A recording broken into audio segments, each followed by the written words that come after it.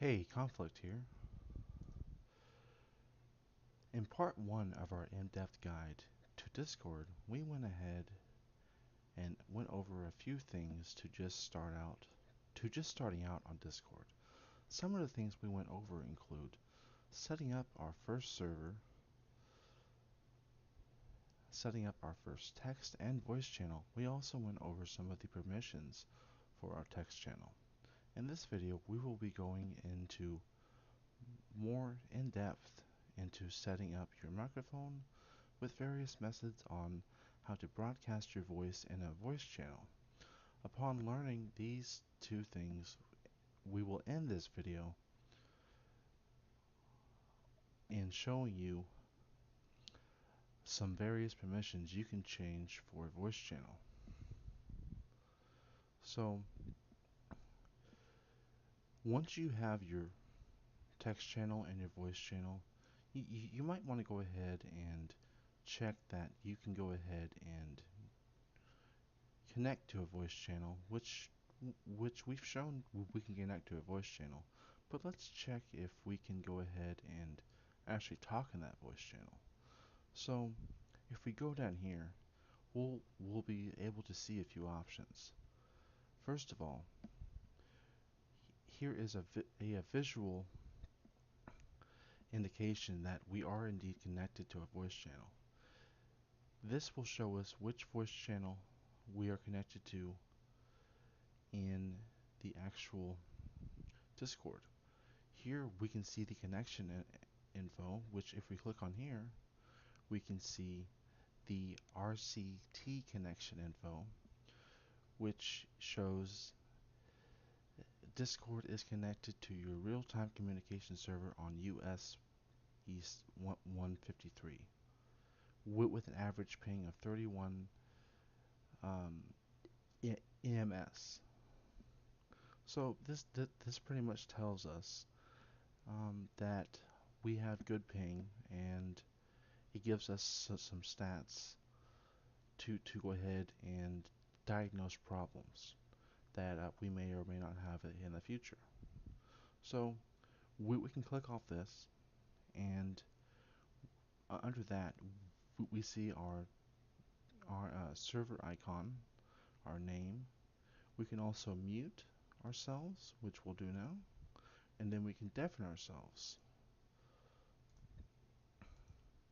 as well.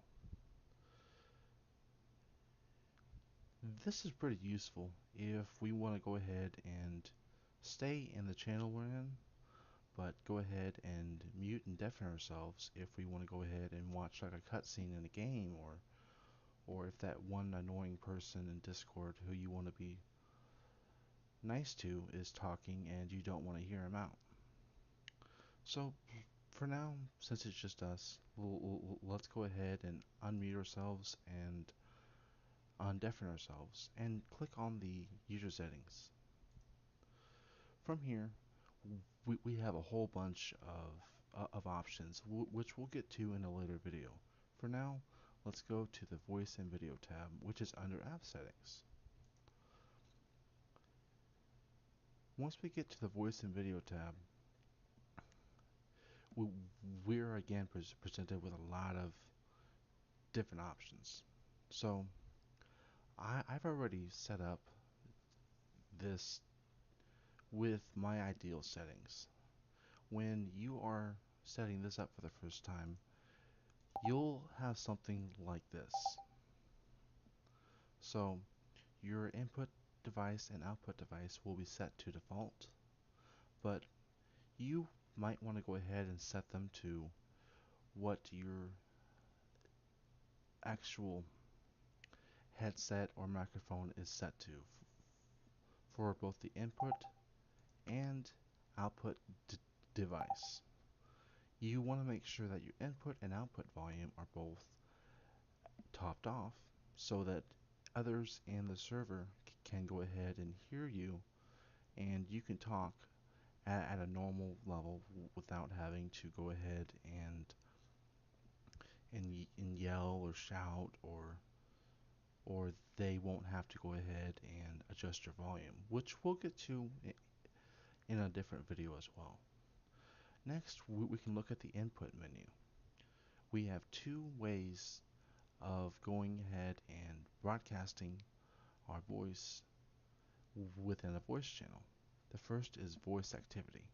This allows us to go ahead and talk normally, like I'm doing to you now, without having to have a key to push to broadcast yourself. So this can be useful if you're in a first-person shooter game or something like that, where you can't always move over to a a button to push to go ahead and tell your teammates or whatnot what's going on. The second option is push to talk, which I have set up. I currently have my keyboard shortcut to the tilde key, which is under the escape key but above the tab key on most American keyboards. If we look on this slider, we can see the push to talk release delay. This basically allows us to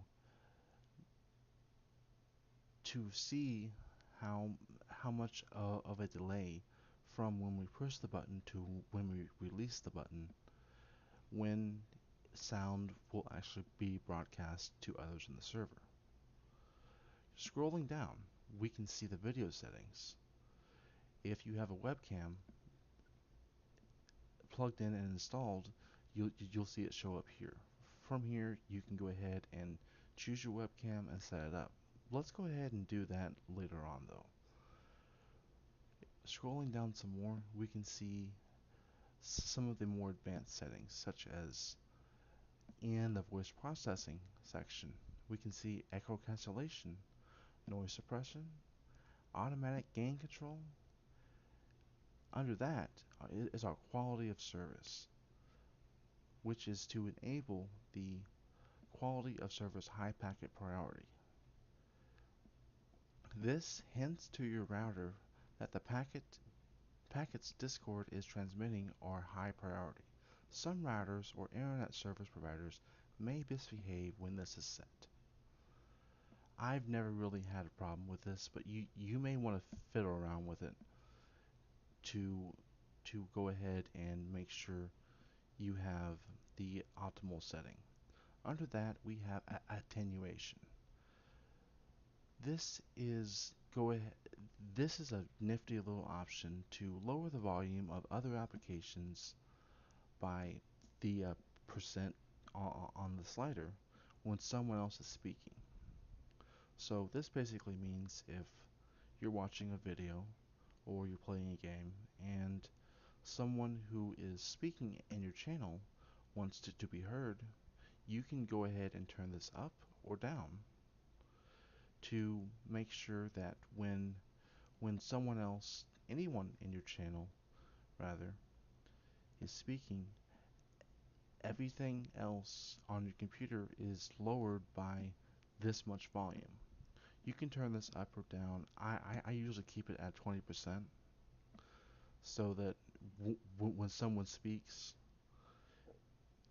I don't feel like I'm going deaf for a 1 or 2 seconds because of the delay. It's just gonna happen like that. Uh, to further adjust the setting, you can choose to have it do this when you speak or when other people speak. I usually choose it to have it when I speak. The last set of options is the audio subsystem.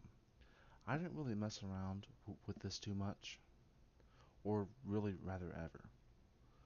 I usually just leave it where it is, and scrolling back up and reviewing all that we have done, we can go ahead and double check it and triple check it.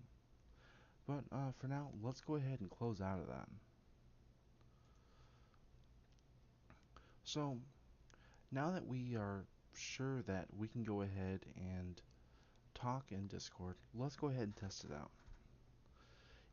If I push my tilde key, which is my push to talk key, you'll see my icon light up. Watch closely. Testing, testing, one, two, three. So, when I talked by pushing the push to talk key, you were able to go ahead and see that my icon lit up. So now that we're very sure that our push to talk key works and we can be heard, let's go ahead and edit our channel and look at some of the edit permissions in here. So we can do that by clicking on the cog, just like with the our text channel. So just like with our text channel, we're given us a similar interface. Here we can go ahead and change the name of the channel. Here we can go ahead and change our bitrate. This is the bitrate of the channel, so that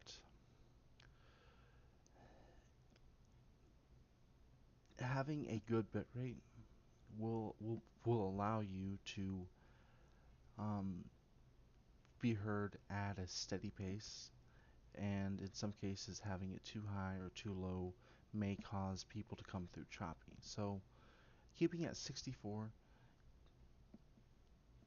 is pretty safe, honestly.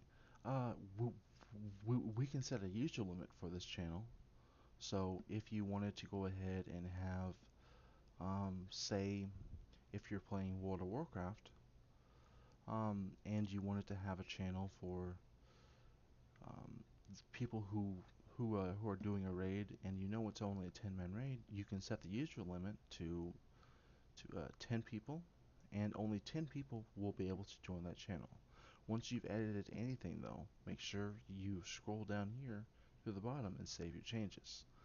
Next, let's go over to the permissions channel. This is a lot like our text channel, as in we can change the actual permissions of our roles and members, which I think we'll get into in the next episode. From here, we can, for the at everyone role, we can change whether they can create an instant invite, manage the channel, manage permissions, manage webhooks. Under that, we have voice permissions. We can we can set it to where they can view the channel or not, which if we go ahead and click on they can't, they won't even see the channel. We we can dictate whether they can connect to the channel, speak in the channel, whether they can mute members, deafen members, or even move members. The last two are use voice activity. Disabling or enabling this allows those who would have rather not use push to talk to be able to talk in this channel, or adversely, if the server admin, which in this case is you, doesn't want people whose mics are going off every 5 seconds with their dogs barking or their family members yelling in the background, they would have to use push to talk. This last feature is pretty new to Discord. It's called priority speakers. Users with this permission will have the ability to be more easily heard when talking. When activated, the volume of others without this permission will be automatically lowered. Priority speaker is activated by using the push to talk priority keybind, which I think we may go over in a different video. So once we've changed any or all settings we want to go ahead and change in the permissions, we can go over to invites. This is a lot like our text channel, and in that we can create an invite or see the invites that were created for this channel. So now that we've gone ahead and seen all of the different permissions and settings we can do in our voice channels, let's go ahead and exit out of here. This takes us back to the Discord main interface. I really hope you have enjoyed this video. If you like the content I provide to you, please go ahead and like, comment, and subscribe. I really hope you enjoyed, and this is Conflict signing off.